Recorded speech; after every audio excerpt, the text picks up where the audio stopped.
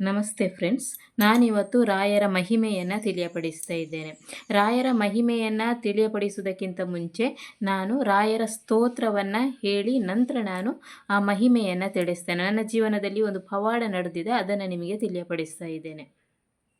ಪೂಜ್ಯಾಯ ರಾಘವೇಂದ್ರಾಯ ಸತ್ಯಧರ್ಮರಥಾಯ ಚ ಭಜತಾಂ ಕಲ್ಪವೃಕ್ಷಾಯ ನಮತಾಂ ಕಾಮಧೇನವೇ.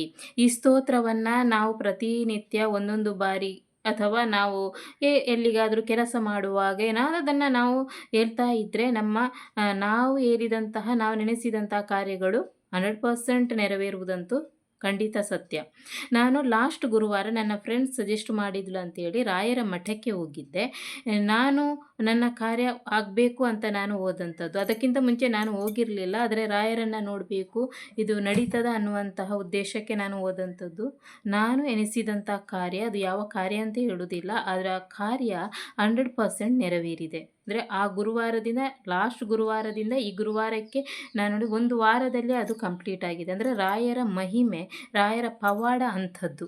ನೀವು ರಾಯರನ್ನು ನೀವು ಪ್ರತಿನಿತ್ಯ ರಾಯರ ಮಠಕ್ಕೆ ಹೋಗಿಲ್ಲ ಅಂತೇಳಿದರೂ ಕೂಡ ಪ್ರತಿ ಗುರುವಾರ ಅಥವಾ ತಿಂಗಳಲ್ಲಿ ಒಂದು ಗುರುವಾರ ನೀವು ರಾಯರ ಮಠಕ್ಕೆ ಹೋಗಿ ನಿಮ್ಮ ಮನಸ್ಸಲ್ಲಿರುವಂತಹ ಕೋರಿಕೆಗಳನ್ನು ರಾಯರ ಮುಂದಿಡಿ, ಅದನ್ನು ಖಂಡಿತವಾಗಿ ರಾಯರು ನೆರವೇರಿಸ್ತಾರೆ. Thank you for watching.